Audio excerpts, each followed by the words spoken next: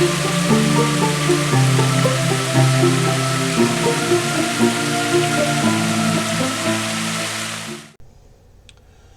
is going on, everyone? It's your boy Raven, and I know you're probably sick of seeing my face, but honestly, I wanted to make a video that it's time sensitive for this one. Right now it's October 2nd, and that means Halloween is right around the corner. We have a tradition here in my home, which is to watch horror movies every day.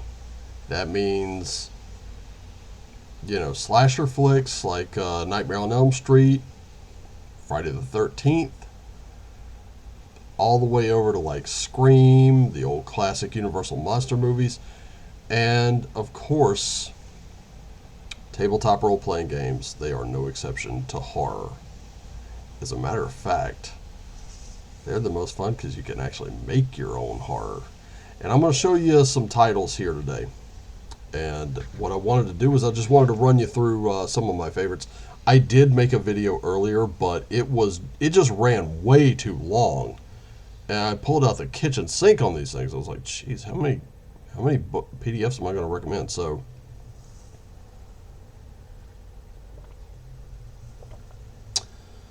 I say let's just jump right into it, shall we? I think that would be a great idea. Let's do it. All right, so let's start with this one called Actual Fucking Monsters. This is by Grim Jim, or James Desborough as he's known. And actually he's known by Grim Jim. And this is one of those that I picked up based on this game. Game to St. Cloud by Miguel Ribeiro, which I'll be coming right back to in just a moment. But this particular game is, if you like Twin Peaks, this is it. But it's written with these rules in mind. Do you have to have this book to play the St. Cloud? Absolutely not. But I recommend this game.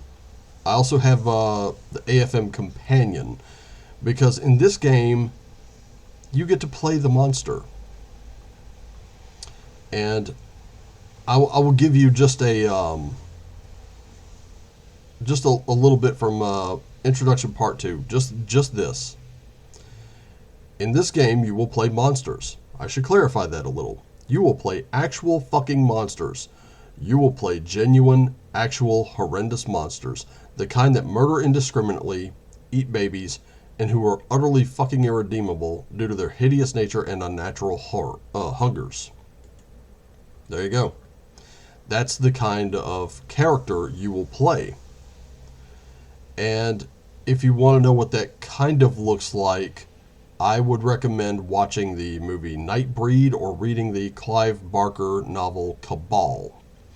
And that'll give you an idea of what kind of hideous creature you'll be playing. You'll have a mask of sorts, like a human form, but it'll slowly start to slip. You know, it can get really intense. I have read through this. It's not a very big book. The PDF is about 108 pages. It's not a colossus, and the rules are pretty easy to understand. I liked it, and I do recommend it. And it leads me to this one. If you don't want the overt, which you can go as subtle as overt as you want with this one, but this one shows you how to do it in a way that's subtle, because this one is Twin Peaks.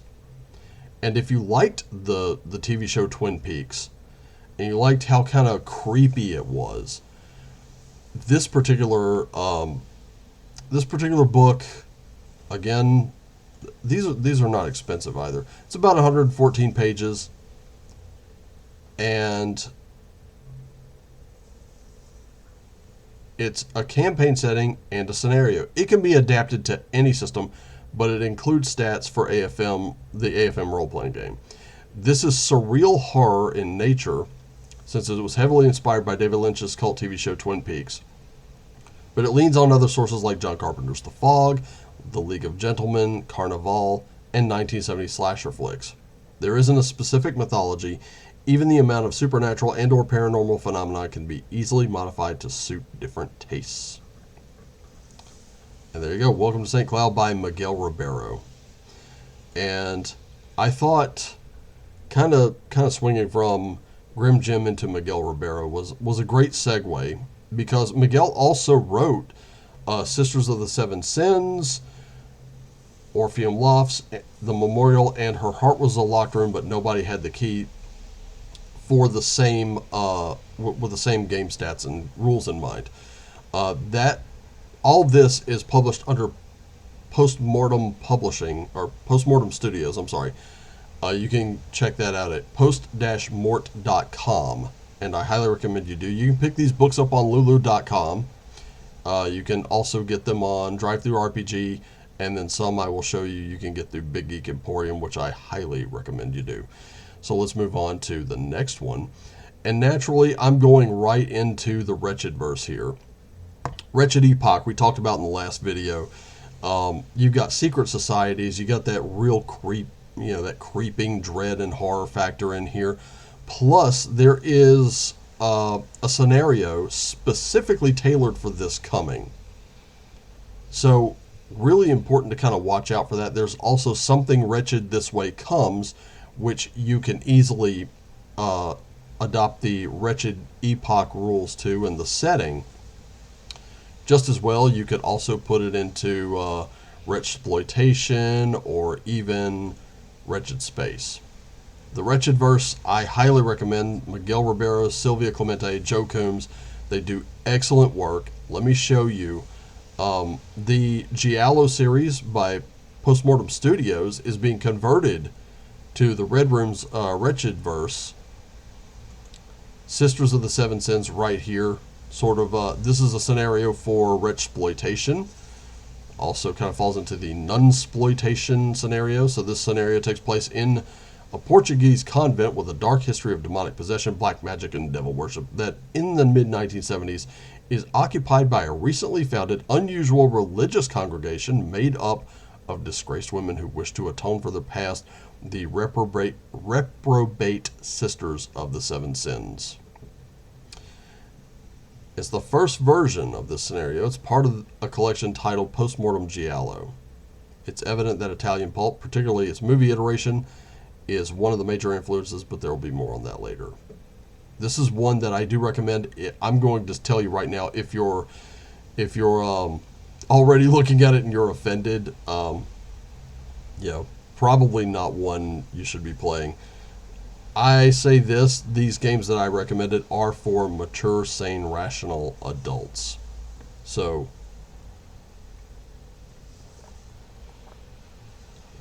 also remember, we are talking about horror games. We're not talking about, not talking Chutes and Ladders and Monopoly here. Wretchploitation.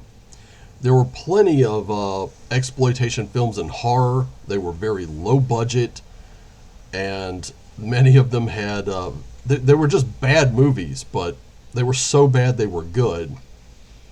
And that's why I love this one, because it runs the gamut of those kind of grindhouse movies. And just to give you an example, there are a couple what I call the bad movie books, and I love these. So one of them is a double feature, This Old House and A Sweet Serenade. And this one's written by Joe Coombs, and it's really awesome. Miguel did the layout. They did some AI art and stock art. But this double feature is no more than a couple of movies exhibited in sequence for the price of one, but the term remains connected to the exploitation movie phenomenon of the 1970s, which took place mostly in old grindhouse theaters. In this case, the name double feature is used because there are 2 one-shots included.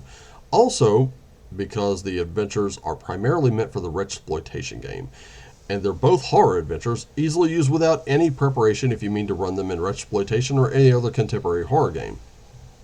With some adaptation, you can even run them in Wretched Epoch. The first scenario, This Old House, is a loose connection. It's a typo. loose collection of ideas and random tables for supernatural encounters in a haunted place. The second, A Sweet Serenade, is more structured about a more structured scenario about a group of characters that may be vampires, humans, or half-breeds, depending on the game master and players' preferences, who find themselves waking at dawn in a strange place after a night of partying. They may have broken the annual truce among the vampire clans by murdering a woman, and now must find out what really happened in the night before. And that's the double feature of This Old House and A Sweet Serenade. There's also, and please don't roll your eyes just yet. Let me get through this next one. Resort of the Dead, and that's by Miguel and Silvia. Joe Coombs also did some additional writing for it, and this one is, and they come out and they say, zombies, yeah, I know, they've been done to death, but there's a catch. These are beach zombies.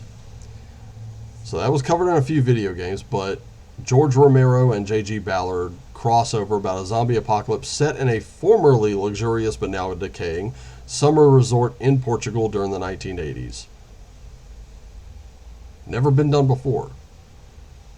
So all around there are pristine beaches, crystal clear waters, lovely cafes and restaurants, drunken British people, sunburnt and nearly overcooked Germans, obnoxious American tourists complaining in broken Spanish to the lazy-ass Portuguese manager about some minor issue. So entitled people. How do you think entitled people are going to be dealing with a zombie apocalypse? That's kind of fun to find out, isn't it? I think so. But yeah, it was once a beautiful posh resort, and now it's falling into disrepair, and it's being taken over by zombies. So something to, my thing is, ladies and gentlemen, The Walking Dead is about to start again. I'm going to be watching. Just have fun with it. Just have fun with it. It's fine. You're going to be just fine. Another scenario for Wretched Exploitation is in Wretched Depravity. I just got this. I have not read this through yet. And we're about to find out what it's all about together. Let's find out. Welcome to a sadistic sexual Armageddon. Well, that was a great lead out. You and your players investigate, exploring many roles and plots that will leave you with enough ideas and plenty of opportunities to explore and revisit it. This is a concept which has the potential to offer you heaps of Wretched Exploitation possibilities. Not only can you take it as a simple survive the night concept, but it also has enough twists, turns, thrills, and spills for you to turn it into a series. So, what you're about to set foot into is bad language, sadism, gratuitous violence, murder, unscrupulous scientific experiments, dark family secrets, the supernatural, moral outrage, and, it says we hope, a damn good time. There's also sexual holocaust. That one was the center of controversy. And I had it in PDF. I don't know where it went. I gotta find it again. But that one, I recommend it as well because it is kind of this neo-noir detective thriller.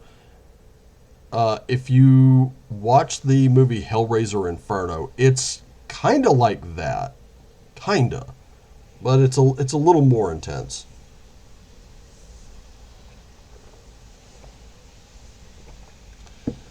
All right, let's move on to the next thing. Wretched Space, obviously. Wretched Space is one of my favorite games because you can do horror with this one. Let me explain. And I'm about to start doing mashups here, so stay tuned. This is going to be kind of quick. I don't want it to go over too long. I got a few minutes left, and I just want to kind of get through them. So you take Wretched Space. Naturally, you're playing a space game akin to like Alien. Alien is also an RPG, so you could play that one as the first movie, the second movie, anything you want. This is an old school role-playing game designed to play anti-heroes in a cinematic setting. That's all of the Wretchedverse. You're going to pick a character, or you're going to build a character around one of the seven deadly sins. But unlike most other space operas, this isn't about heroic characters whose actions have significant consequences for the future of civilization. Here, you're meant to play on a smaller scale, and the higher purpose your character serves is his or her own self-interest, the deeds of the anti-hero. Now, you can take the next few games I'm going to start mentioning, you can take and kind of mash up and use your imagination, right? So we have Wretched Space here. You can also do Lamentations of the Flame Princess. This is a basic expert or BX style D&D or BX D&D style roleplay. But this is weird fantasy. So can you set it in space? Absolutely. Let me show you how. Because they have a setting right here called Carcoso. Weird science fantasy horror setting. And Carcosa is its own little world. And it's very Lovecraftian. So you have all kinds of Lovecraft references, all kinds of Cthulhu references, and things like that. Carcosa is a planet 153 light years away from Earth, orbiting a star in the Hyades cluster. This is definitely a non-traditional setting. It does not include clerics or magic users. Specialists can be used, but not without affecting the feel of the setting.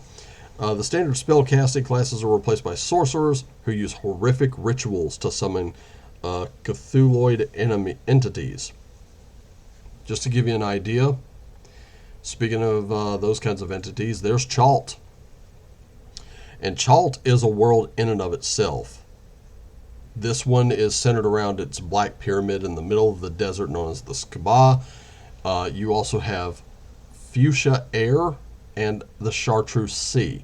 It's a very, deadly, brutal, but very colorful world. And of course, the old gods destroyed it. That's what makes it post-apocalyptic.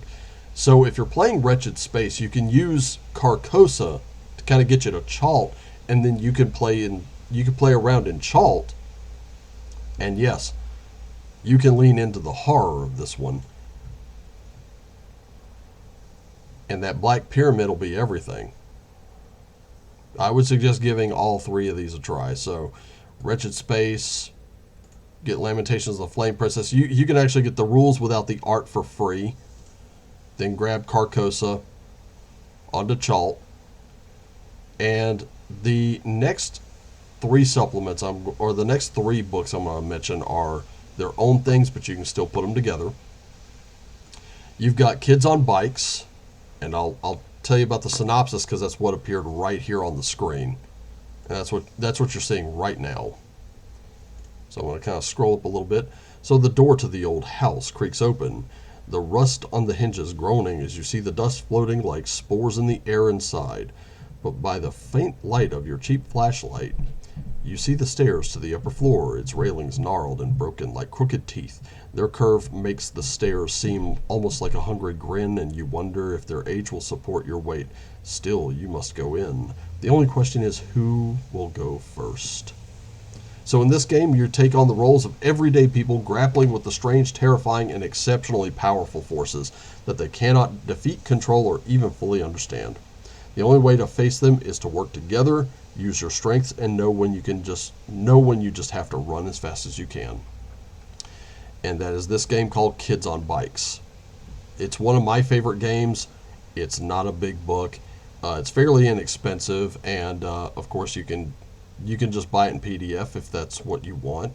The print version really doesn't run much. It's like $25. $25 for 84 pages, and just kind of let your imagination run wild. There are supplements to this too, so I recommend checking them out.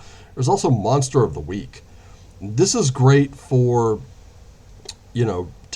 literally just taking on monsters, and if you want to make your own X-Files game, this is going to be the game for you. This book can stand alone by itself, or you can use this book, Monster of the Week, to supplement Kids on Bikes, or vice versa. And the final game, this is one of my absolute favorites, and you can pair this with just about any one of these settings. 10 Candles. This is a role-playing game of tragic horror, and I'll give you the synopsis here if I can. And one of the first pages says, "These things are true. The world is dark, and we are alive." So,